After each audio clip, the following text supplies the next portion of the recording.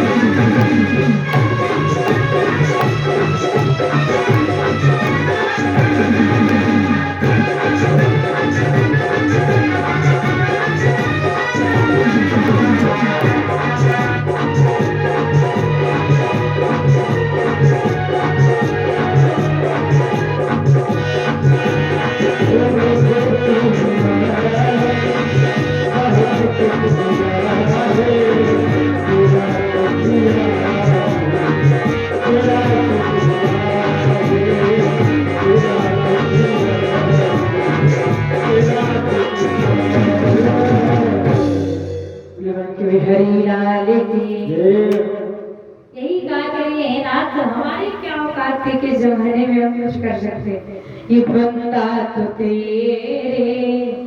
सहारे जिया है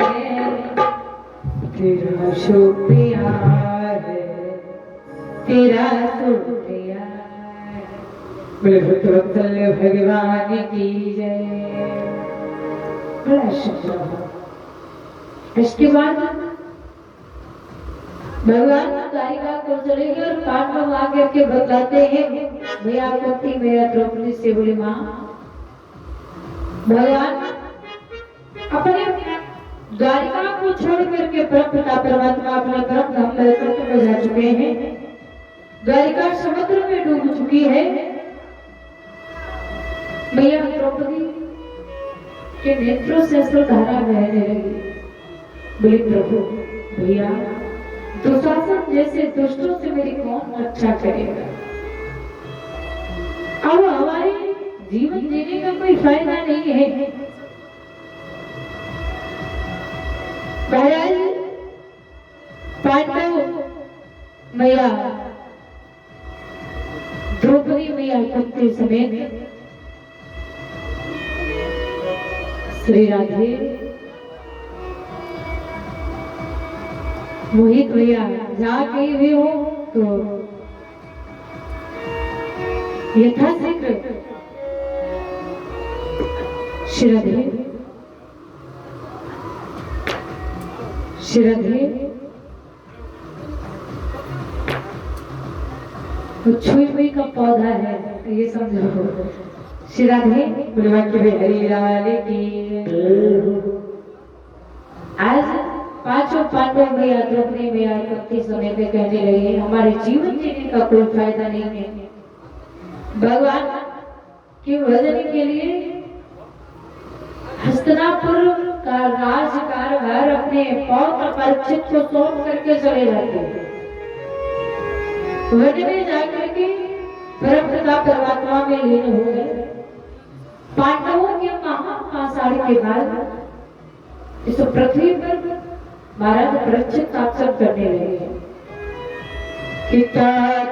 परीक्षित शिक्षा ही महाभागवत यदा ही सोत्याभ्यात को मिला समाधितान भी गुणास्थिता पांडवों के महापाषाण के बाद पृथ्वी पर हस्तिनापुर के राजा परीक्षित भय हैं और बड़े अच्छे राजा है, प्रजा का पुत्र व्रत पालन कर रहे हैं। राजा ने चौमुखी विकास किया है, महाराज यज्ञ करवा रहे हैं, पूजन पाठ चौमुखी विकास किया है। प्रजा बड़ी प्रसन्न है, पुत्र व्रत पालन करते हैं। जिस प्रकार से एक पिता अपने पुत्र का पालन पोषण करता है, उस प्रकार से एक राजा का कर्तव्य होता है कि अपनी प्रजा का पालन पुत्र व्रत करे। और कहते हैं कि जो राजा प्रजा का पालन अच्छे से नहीं करता है, बड़ा सुंदर भाव लिखा गया है कि जाए सूरज प्रिय हृदय दुखारी और सोन प्रिय से नरक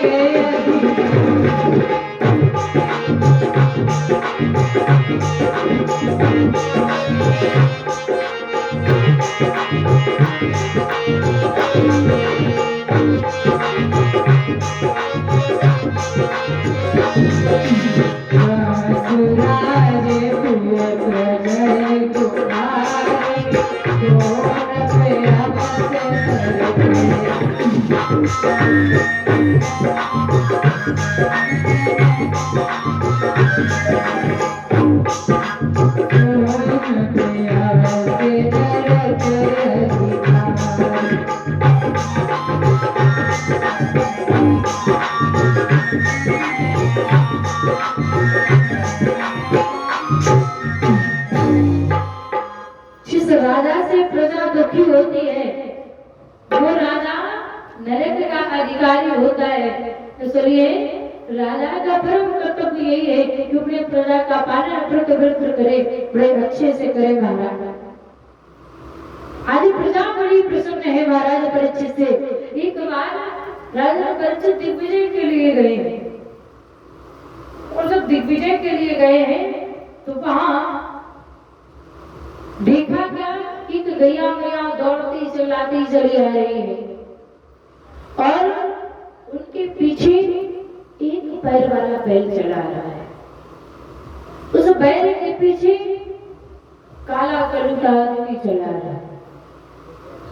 और परीक्षित जी ने यह देखा तो परीक्षित जी क्रोध में आकर के कहने लगे,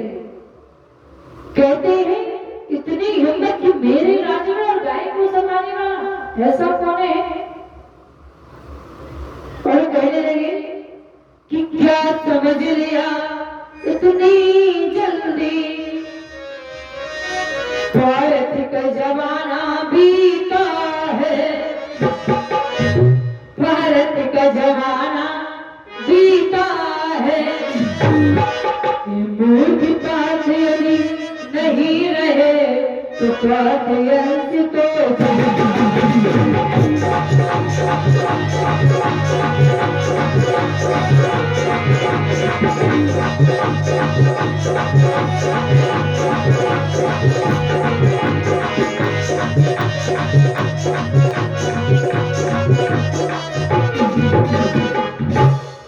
कहने लगे